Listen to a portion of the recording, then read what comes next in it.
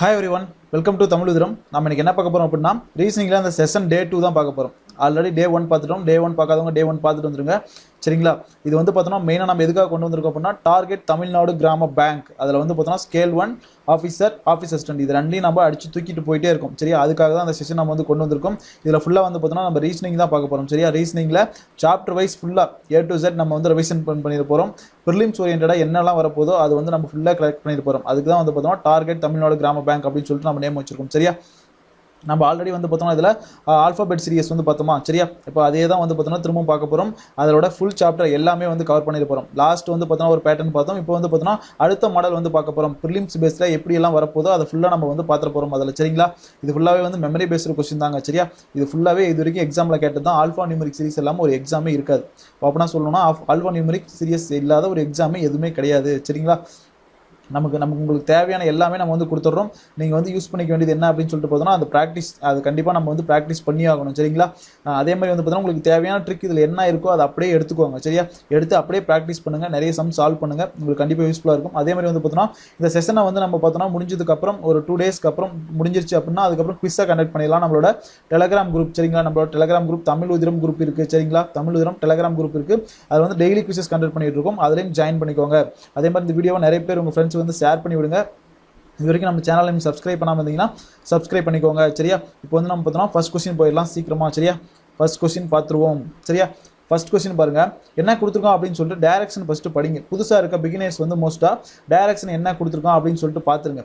Following questions are based on the 5 words given below. இந்த questions வந்து எப்படி இருக்குமா? அந்த 5 வேர்ட்ஸ் கீழே கொடுத்துருக்க 5 வேர்ட்ஸ் பேஸ் பண்ணி தான் இருக்கும் அப்படின்னு சொல்லி சொல்கிறான். ப்ராக்கெட்டில் ஒன்று கொடுத்துருக்கான் என்னன்னு சொல்லி பார்த்துடலாம். The new words formed after performing the mentioned operation may not necessarily be a meaningful English word. கீழே கொடுத்துருக்க வேர்டு வந்து பார்த்தோன்னா இங்கிலீஷ் வேர்டு வந்து பார்த்தோன்னா மீனிங்ஃபுல்லாக இருக்கணும் அப்படின்னு சொல்லிட்டு அவசியம் இல்லை அப்படின்னு சொல்லி சொல்கிறான். இந்த வேர்ட்ஸ்லாம் வந்து பார்த்தோன்னா மீனிங்ஃபுல்லாக வேர்டாக இருக்கணும் அப்படின்னு சொல்லிட்டு அவசியம் இல்லை. நீங்கள் சம்ம சால்வ் பண்ணால் மட்டும் போதும் அப்படின்னு சொல்லி சொல்கிறான். சரிங்களா? என்ன கொடுத்துருக்கோம் அப்படின்னு சொல்லிட்டு பார்த்துருவோம். First some, if the second alphabet in each of the word is change to next alphabet according to the English alphabetical order. என்ன சொல்லியிருக்கோம் அப்படின்னா இங்கே கொடுத்துருக்க வேர்டில் செகண்ட் ஆல்ஃபபெட் இந்த O A E B E இதுங்கெல்லாம் மட்டும் வந்து பார்த்தோம்னா நம்ம என்ன பண்ணிக்கணுமா? நெக்ஸ்ட் லெட்டராக சேஞ்ச் பண்ணிக்கணுமா? ப்ரீவியஸ் லெட்டர் கிடையாது, நெக்ஸ்ட் லெட்டர். ஓவுக்கு அப்புறம் என்ன வரும்? MNOP. ஓகேங்களா? ABC. ஓகேங்களா? EFG BC D. ஓகேங்களா? EFG இந்த மாதிரி வந்து சேஞ்ச் பண்ணிக்கணும் அப்படின்னு சொல்கிறான். அப்படி சேஞ்ச் பண்ணும்போது how many words this formed will be without any vowel. வவ்வலே இல்லாமல் எத்தனை வேர்டு வந்து ஃபார்ம் ஆகும் அப்படின்னு சொல்லி கேட்குறான். சரிங்களா? இது ஈஸியாக 2 வேர்டு வந்து தூக்கலாம். என்ன அப்படின்னு பார்த்தோம்னா இந்த C. இதில் நம்ம செகண்ட் லெட்டர் மட்டும் தான் சேஞ்ச் பண்ண போகிறோம். இங்கே E அப்படியே தான் கண்டினியூ ஆக போகுது. இங்கேயும் அதே மாதிரி தான் A வந்து இருக்குது ஃபர்ஸ்ட் லெட்டரில், அதுவும் அப்படியே தான் கண்டினியூ ஆக போகுது. இது ரெண்டையும் தூக்கிடலாம். இது ரெண்டுலையுமே வவ்வல் கண்டிப்பாக வரும். சரிங்களா? இந்த ரிமைனிங் இருக்க 3 லெட்டர்ஸை பார்த்து நம்ம ஆன்சர் போட்டால் போதும். சரி, அந்த O கண்டிப்பாக சேஞ்ச் பண்ணால் கான்சனன்ட் ஆயிரும், இந்த ஏவும் கான்சனன்ட் ஆயிரும், இந்த ஈயும் கான்சனன்ட் ஆயிரும். இப்போ நம்ம என்ன பண்ணணும்? இது மற்றதெல்லாம் வந்து என்ன பண்ணணும்? அப்படியே தான் பார்க்கணும். சரியா? எதுவுமே மாற்றக்கூடாது. அப்படியே பார்த்தோம் அப்படின்னா எதுலையுமே என்ன கிடையாது? வவ்வல் கிடையாது. சரிங்களா? அப்போ என்ன பண்ணலாம்? ஆன்சர் 3ன்னு சொல்லிட்டு அடிச்சு தூக்கி போட்டு போயிட்டே இருக்கலாம். சரியா? இப்போ நெக்ஸ்ட் கொஸ்டின் பார்த்தலாமா? நெக்ஸ்ட் கொஸ்டின் பார்ப்போம். நெக்ஸ்ட் கொஸ்டின் பாருங்க. இந்த given word are arranged in the order as they appear in dictionary from left to right. கொடுத்துருக்க வேர்டை டிக்ஷனரி வேர்டாக எழுதணுமா? லெஃப்ட் டு ரைட்டில், இந்த லெஃப்டில் இருந்து ஸ்டார்ட் பண்ணி இந்த ரைட்டில் இங்கே வந்து முடிக்கணும் அப்படின்னு சொல்லி சொல்கிறான். அந்த 5ஐயும். ஓகேங்களா? Which of the following word will be fourth from the left hand. அப்படி அரேஞ்ச் பண்ணும்போது ஃபோர்த் ஃப்ரம் லெஃப்ட் ஹேண்ட் என்ன இருக்குன்னு கேட்குறான். அதாவது ஸ்டார்டிங்லேருந்து அந்த ஃபோர்த் என்னவா இருக்கும் அப்படின்னு சொல்லி கேட்குறான். லெஃப்ட் ஹேண்டில் இருந்து. சரியா? இப்போ நம்ம ஈஸியாக அரேஞ்ச் பண்ணிடலாம். இது வந்து 1 வருமா? இது வந்து 2 வருமா டிக்ஷனரி வேர்டில்? இது வந்து 3 வருமா? இது வந்து 4th வேர்டாக வருமா? இது வந்து 5th வேர்டாக வருமா? சரிங்களா? இப்போ அது அப்படியே லெஃப்ட் டு ரைட் எழுதணும்னா 1 2 3 4 5ன்னு சொல்லிட்டு எழுதலாமா? லெஃப்ட் டு ரைட் இப்படி தானே எழுதுவோம். இதில் 4th வேர்டு என்னவா இருக்குங்க? இந்த 4 எங்கே இருக்குது பாருங்க. 4 எங்கே இருக்குது? PET. அதுதானே 4. சரிங்களா? அப்போ ஆன்சர் என்னது? PET. அவ்வளோதான் ஆன்சர். புரிஞ்சுதா? ஈஸியாக இருக்கா? இப்போ நெக்ஸ்ட் சம் பார்த்துடலாமா? இப்போ நெக்ஸ்ட் சம் பார்ப்போம். ஓகே, நெக்ஸ்ட் சம் பாருங்க. How many letters are there in the English alphabetical series? இந்த இங்கிலீஷ் alphabetical seriesல எவ்வளோ லெட்டர்ஸ் இருக்குது அப்படின்னு சொல்லி கேட்குறான். சரிங்களா? பிட்வீன் இது ஒரு வேர்ட் கொடுத்துருக்கான். அந்த லெட்டருங்களுக்கெல்லாம் பிட்வீனில் எத்தனை லெட்டர்ஸ் இருக்குது அப்படின்னு சொல்லி நம்ம பார்க்கணும். English alphabetical series wise. சரிங்களா? இப்போ ஃபார் எக்ஸாம்பிள் பாருங்கள், ஏவுக்கும் டிக்கும் பிட்வீனில் எவ்வளோ வேர்ட்ஸ் இருக்குது இங்கிலீஷ் alphabetical seriesல பார்க்கணும். நார்மலாக ABCD Z வரைக்கும் இருக்குல்லையே அதில் இங்கே என்ன இருக்கும்? பியும் சியும் இருக்கும். அப்போ என்ன இருக்கும்? 2 அப்படின்னு சொல்லி ஆன்சர் போட்டு போயிடலாம். அந்த மாதிரி தான் இப்போ கேட்டிருக்கான். என்ன அப்படின்னு சொல்லி பார்த்துடலாம். between the first letter of the word which is சரிங்களா which is third from the right end. third from the right endல இருந்து first letter அப்படின்னு சொல்றான். first second third இதுல வந்து first letter இந்த s-க்கும் சரிங்களா அப்புறம் வந்து பார்த்தோம்னா and second letter of the word ஒரு வேர்டோட second letter which is fourth from the left hand. fourth from the left hand 1 2 3 4 இதுல வந்து செகண்ட் லெட்டர் b இருக்கு. சரிங்களா இதுக்கு பிட்வீன்ல எவ்வளவு லெட்டர்ஸ் இருக்கு அப்படின்னு கேக்குறான். b க்கு வந்து 2 வரும், s க்கு வந்து 19 வரும். சரிங்களா இதை நம்ம அப்படியே என்ன பண்ணலாம், அப்படியே சேஞ்ச் பண்ணி எழுதணும்னா என்ன பண்ணலாம், c நெக்ஸ்ட் அதுக்கு சி தான் இருக்கு, s க்கு ப்ரீவியஸ் லெட்டர் r இருக்கு. சரிங்களா இது வந்து தேர்ட் லெட்டரா வரும், இது வந்து பார்த்தோம்னா 18th லெட்டரா வரும். சரிங்களா அப்போ எவ்வளோ லெட்டர்ஸ் தான் இருக்கும், நான் சிம்பிளா சொல்லணும் அப்படின்னா இந்த மாதிரி இருந்துச்சு அப்படின்னா 18 - 3ன்னு போட்டுக்கோ. போட்டோம் அப்படின்னா என்ன கிடைக்கும், 15 கிடைக்கும், +1 போட்டுக்கோங்க. சரியா 16 தான் ஆன்சர். அப்படி இல்லை அப்படின்னா என்ன பண்ணுங்க, சிக்கு வந்து 1ன்னு கொடுங்க. இதுக்கு முன்னாடி ரிமைனிங் எத்தனை லெட்டர்ஸ் இருக்கு, 2 லெட்டர்ஸ் இருக்கு. அந்த 2வை கொண்டு வந்து மைனஸ் பண்ணுங்க. எவ்வளோ 16. எப்படி பார்த்தாலும் ஆன்சர் 16 தான். சரிங்களா இந்த மாதிரி பேட்டர்ல எப்படி சால்வ் பண்ணாலும் ஓகே. சரியா நெக்ஸ்ட் சம் பார்த்துடலாமா. இப்போ நெக்ஸ்ட் சம் பார்ப்போம். நெக்ஸ்ட் சம் பாருங்க. இதில் வந்து என்ன கொடுத்துருக்கோம் அப்படின்னா if the position of the second and third alphabet of each word are interchanged. சரிங்களா ஆல்ஃபாபெட் வந்து பார்த்தோன்னா இந்த ஃபஸ்ட்டு சரிங்களா இங்கே என்ன கொடுத்துருக்கான், செகண்ட் அண்ட் தேர்டு. இந்த செகண்ட் அண்ட் தேர்டு ஃபஸ்ட்டு விட்டுணும், செகண்ட் அண்ட் தேர்டு, ஃபஸ்ட்டு விட்டுட்டு செகண்ட் அண்ட் தேர்டு, ஃபஸ்ட்டு விட்டுட்டு செகண்ட் அண்ட் தேர்டு, ஃபஸ்ட்டு அப்படியே இருக்கணும் செகண்ட் அண்ட் தேர்டு. இதை மட்டும் என்ன பண்ணணுமா, இன்டர்சேஞ்ச் பண்ணணுமா. இன்டர்சேஞ்ச் பண்ணதுக்கப்புறம் how many words will be form a meaningful word இந்த நியூ அரேஞ்ச்மெண்ட். நியூ அரேஞ்ச்மெண்ட்டில் எவ்வளோ வேர்ட்ஸ் மீனிங்ஃபுல்லாக இருக்கும் அப்படின்னு சொல்லி கேட்குறான். இப்போ என்ன பண்ணணும், NTO ஆகிடுமா, அப்புறம் பார்த்தீங்கன்னா BDA ஆகிடுமா, இந்த SEE அப்படியே வருமா, இங்கே பார்த்தீங்கன்னா ASB மாறிடுமா, அப்புறம் வந்து பார்த்தீங்கன்னா PTEன்னு சொல்லி சேஞ்ச் ஆகிடுமா. இப்போது இந்த NTO ஒரு வேர்டாக கிடையாது, BDA ஒரு வேர்டாக கிடையாது, ASB ஒரு வேர்டாக கிடையாது. ஆனால் இந்த SEE ஒரு வேர்டா, C நமக்கு தெரியும் ஒரு வேர்டு அப்படின்னு சொல்லிட்டு, இது ஒரு வேர்டா, PTE வேர்டு கிடையாது. அப்போ என்ன தான் ஆன்சர் 1ன்னு சொல்லிட்டு ஈஸியாக போட்டு போயிடலாம். இந்த மாதிரி தான் ஈஸியாக இருக்கும். இந்த மாதிரி கேட்டோம் அப்படின்னா மீனிங்ஃபுல் வேர்டில் இந்த மாதிரி இந்த 3 லெட்டர்ஸ் வேர்டு கண்டுபிடிக்கிறது நமக்கு ரொம்ப ஈஸி. சரிங்களா நம்ம பார்த்த வேர்ட்ஸாக தான் இருக்கும். நெக்ஸ்ட் கொஸ்டின் பாருங்க. If the each of the given words கொடுத்திருக்க given words each of the consonants change to previous letter. இதில் வந்து கான்சனன்ட்ஸ் எல்லாம் ப்ரீவியஸ் லெட்டராக சேஞ்ச் பண்ணிடணுமா. இந்த கான்சனன்ட்ஸ் எல்லாம் என்ன பண்ணணுமா, ப்ரீவியஸ் லெட்டராக சேஞ்ச் பண்ணணும். கான்சனன்ட்ஸ் எல்லாம் ப்ரீவியஸ் லெட்டராக சேஞ்ச் பண்ணணும். வவ்வல்ஸ் எல்லாம் நெக்ஸ்ட் லெட்டராக சேஞ்ச் பண்ணணும். அந்த வவ்வல்ஸ் எல்லாம் நெக்ஸ்ட் லெட்டராக சேஞ்ச் பண்ணணுமா. சரிங்களா உங்களுக்கு புரியுற மாதிரி எழுதுறதுக்காக தான் கீழே ஒரு கோடும் இப்படி ஒரு கோடும் போட்டிருக்கேன். சரிங்களா ஸ்லாஷ் அப்படி போட்டிருக்கேன். சரிங்களா புரியுதா. நெக்ஸ்ட் லெட்டராக சேஞ்ச் பண்ணணும் அப்படின்னு சொல்லிட்டான். அப்படி சேஞ்ச் பண்ணதுக்கப்புறம் according to the English alphabetical series then how many words thus formed will have at least 1 vowel. அப்படி சேஞ்ச் பண்ணும்போது அட்லீஸ்ட் 1 வவலாவது வரதுக்கு எத்தனை வேர்டில் சான்ஸ் இருக்குது அப்படின்னு சொல்லி கேட்குறாங்க. சரிங்களா ஓகேவா பார்த்துடலாமா. ஓவை வந்து சேஞ்ச் பண்ணால் நமக்கு என்ன தான் கிடைக்கும், என்ன தான் கிடைக்கும் நமக்கு. ஓவை சேஞ்ச் பண்ணோம் அப்படின்னா ஓக்கு அப்புறம் என்ன தான் வருது, P தான் கிடைக்கும். சரிங்களா MNOP ஓகேங்களா. அப்போ P தான் வரும். அப்போ இந்த வவ்வலெல்லாம் நம்ம என்ன பண்ணலாம், விட்டுறலாம். ஏன்னா வவ்வல்லாம் சேஞ்ச் பண்ணால் நமக்கு என்ன தான் கிடைக்கும், கான்சனண்ட்டாக மாறிடும். சரிங்களா வவ்வலெல்லாம் சேஞ்ச் பண்ணால் கான்சனண்ட்டாக மாறிடும். அப்போ கான்சனண்ட்டை மட்டும் தான் நம்ம சேஞ்ச் பண்ணி பார்க்கணும், அதெல்லாம் எது வவ்வலாக மாறுது அப்படின்னு சொல்லிட்டு. புரியுதா. இப்போது Nக்கு ப்ரீவியஸ் லெட்டர் என்னது M, Tக்கு ப்ரீவியஸ் லெட்டர் Sன்னு சொல்லி கிடைக்கும். இங்கே வந்து என்ன கிடையாது, ஒரு வவ்வல் கூட கிடையாது. Bக்கு ப்ரீவியஸ் லெட்டர் A. அப்போ இதில் ஒன்று கிடைச்சிரும். நெக்ஸ்ட் செக் பண்ணுமா, செக் பண்ணவே தேவையில்ல. ஓகேங்களா Sக்கு ப்ரீவியஸ் லெட்டர் R இங்கே கிடையாது. Aக்கு ப்ரீவியஸ் லெட்டர், Bக்கு ப்ரீவியஸ் லெட்டர் இங்கே என்னன்னு கிடைச்சிரும், Aன்னு சொல்லி கிடைச்சிரும். அப்போது இதுவும் வந்து ஃபார்ம் ஆகும். புரியுதுங்களா. Pக்கு ப்ரீவியஸ் லெட்டர் என்னது O.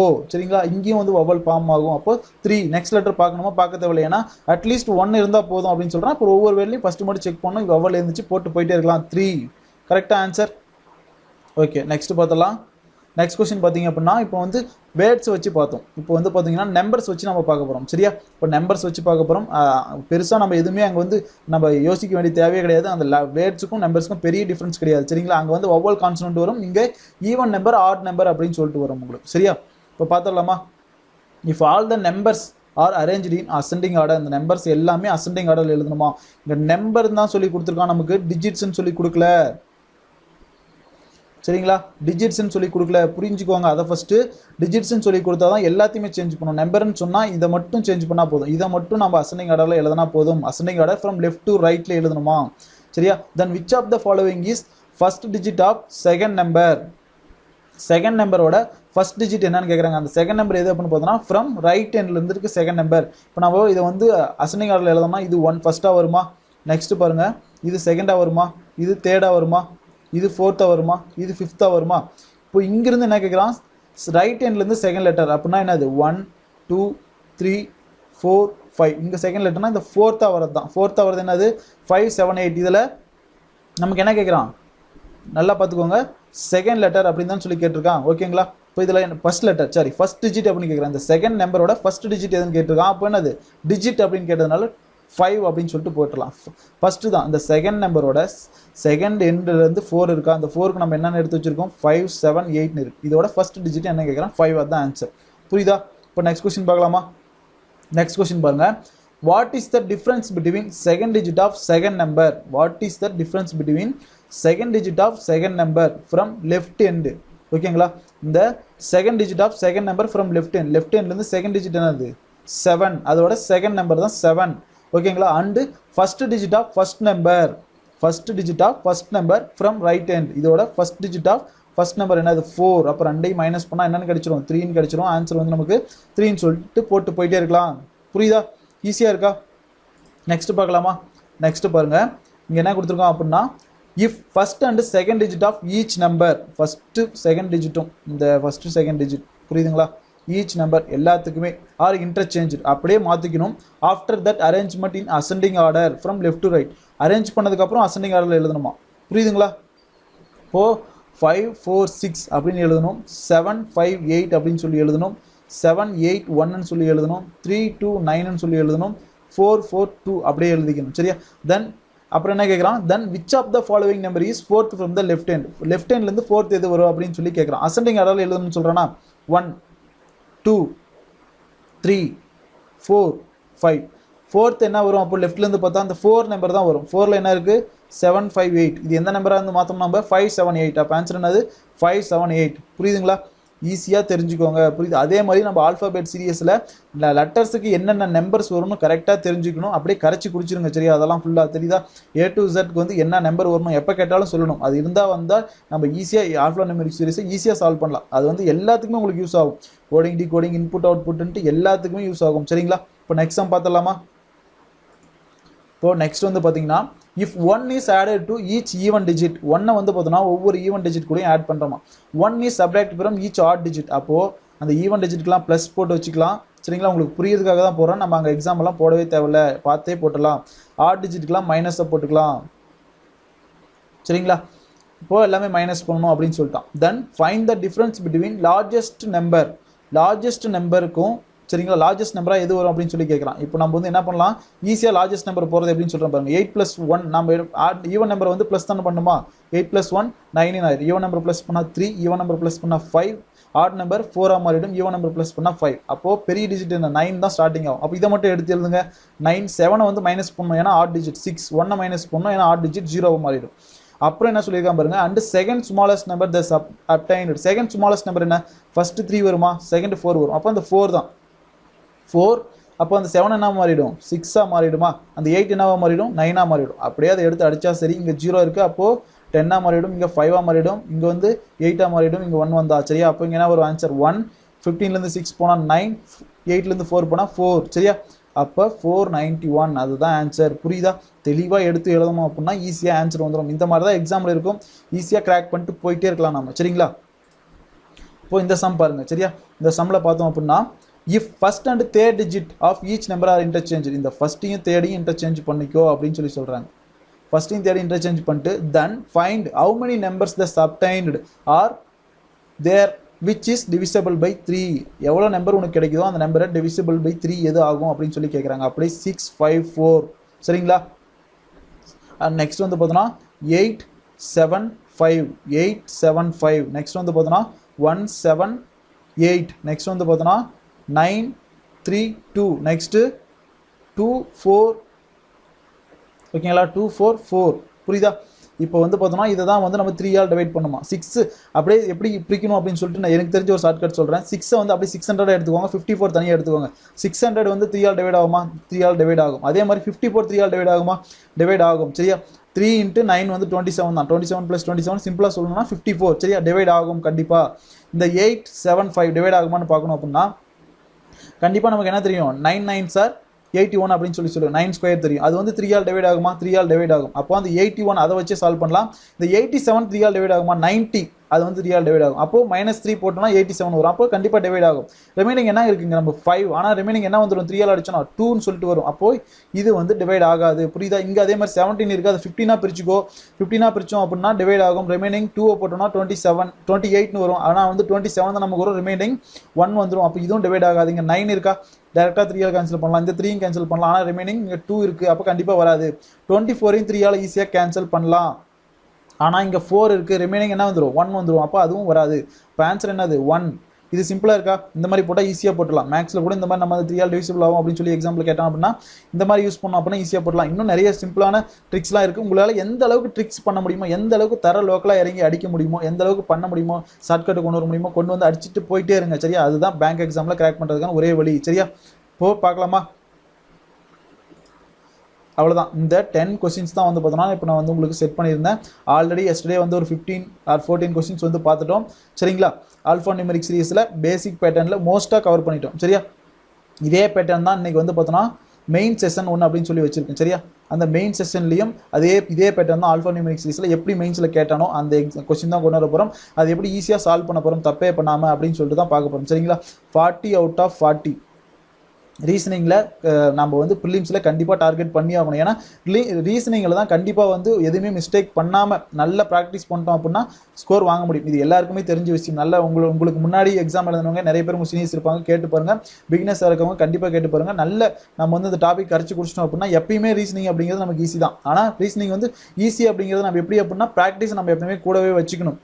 அடிக்கடி போட்டு பார்த்துட்டே இருக்கணும். ரொம்ப டச் விட்டு போச்சு, 1 month டச் விட்டு போச்சு அப்படின்னாலும் ஒரு சில சம்பளம் ரொம்ப கஷ்டமாக போயிடும். சரிங்களா, போட்டு பார்க்கும்போது ஆன்சர் டக்குன்னு வராது, கொஞ்சம் டைம் எடுக்கும்.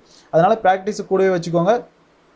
சரிங்களா, பார்த்துடலாம். ஓகேவா, இந்த செஷன் 2 வந்து முடிஞ்சு செஷன் 3ல பார்ப்போம். அதே மாதிரி மெயின் செஷன் இன்னைக்கு இருக்குது, அதையும் நம்ம பார்ப்போம். சரிங்களா, நம்ம தமிழ் சேனலோட இந்த செஷனை வந்து பார்த்தோன்னா உங்களோட ஃப்ரெண்ட்ஸ் நிறைய பேருக்கு ஷேர் பண்ணி விடுங்க. பிகினர்ஸ்க்கு மெயினாக ஷேர் பண்ணுங்கள். இது வரைக்கும் நீங்கள் சப்ஸ்கிரைப் பண்ணாமல் இருந்தால் சப்ஸ்கிரைப் பண்ணிக்கோங்க. இந்த வீடியோ பிடிச்சிருந்தா லைக் பண்ணுங்கள்.